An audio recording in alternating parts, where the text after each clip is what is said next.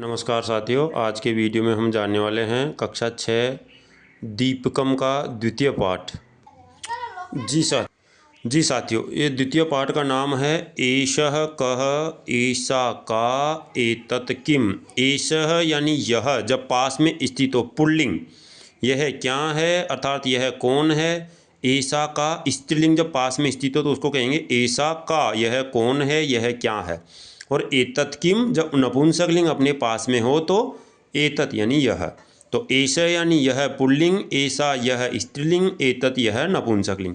कह का किम पुल्लिंग स्त्रीलिंग नपुंसकलिंग। ध्यान से देखेंगे तो सबसे पहले दिए गए हैं पुल्लिंग शब्द जिनका एक वचनम, द्विवचनम और बहुवचनम। तो आइए, बालकः बालकौ बालकाः, वृक्षः वृक्षौ वृक्षाः, गजः गजौ गजाः। तो इनका हिंदी अनुवाद क्या होगा? जैसे कि बालक है यानी एक बालक, बालको दो बालक, बालकाः दो से अधिक बालक, वृक्ष है एक पेड़, वृक्षौ दो पेड़, वृक्षाः दो से अधिक पेड़, गज है एक हाथी, गजौ दो हाथी और गजाः बहुत सारे हाथी अर्थात दो से अधिक। उसके बाद स्त्रीलिंगम में क्या है?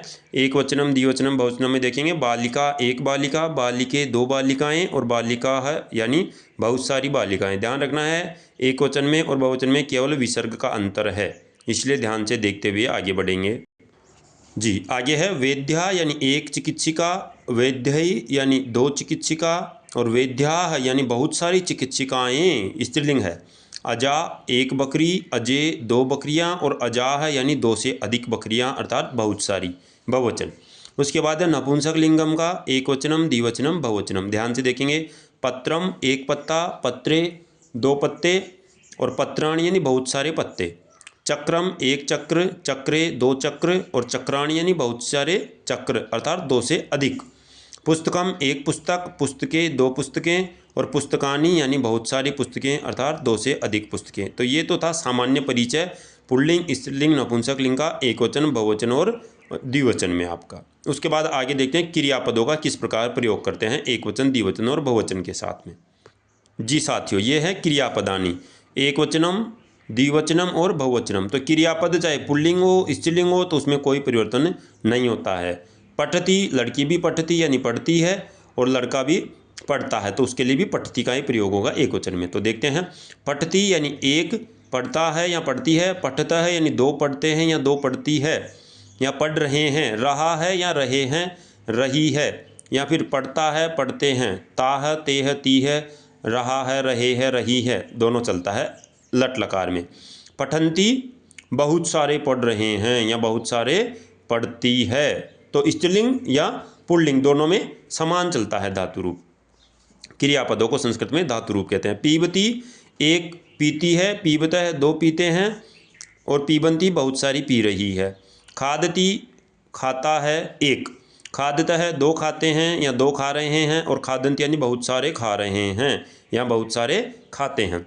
गच्छति यानी एक जाता है या जा रहा है, गच्छता यानी दो जाते हैं या दो जा रहे हैं, गच्छन्ति यानी बहुत सारे जा रहे हैं या बहुत सारे जाते हैं। क्रीडति एक खेलता है या खेल रहा है, क्रीडता है एक दो खेल रहे हैं या दो खेलते हैं, क्रीडंती यानी बहुत सारे खेलते हैं या बहुत सारे खेल रहे हैं। तो ये पुल्लिंग भी हो सकते हैं स्त्रीलिंग भी हो सकते हैं। यहाँ पर चित्र दिया है तो उस हिसाब से अपन ने हिंदी अनुवाद लगाया है। आगे चलते हैं।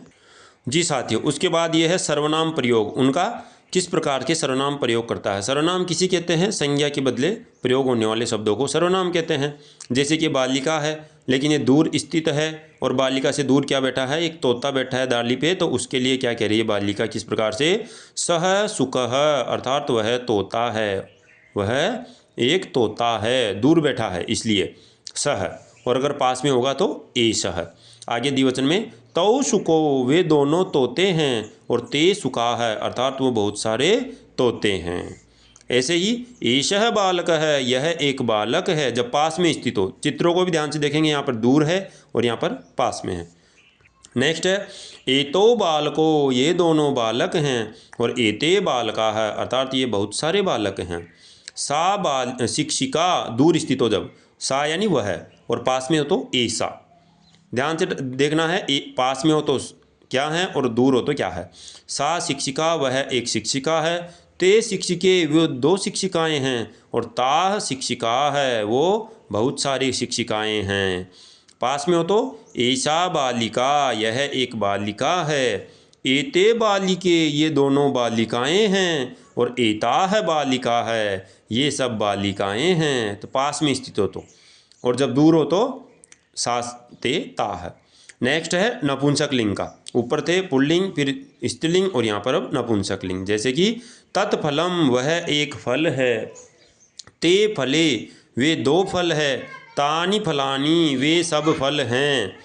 तो ये तो जब दूर स्थित हो, और जब पास में हो तो एतत् फलम यह एक फल है, और एते फले ये 2 फल हैं, और एतानि फलानी ये सब फल हैं। तो इस प्रकार से ये अपने सर्वनाम का प्रयोग भी पुल्लिंग, स्त्रीलिंग, नपुंसक लिंग का एक वचन, द्विवचन, बहुवचन में पढ़ा।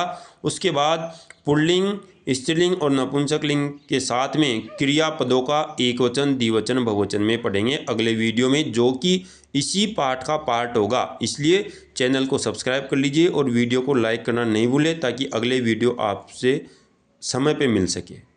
धन्यवाद।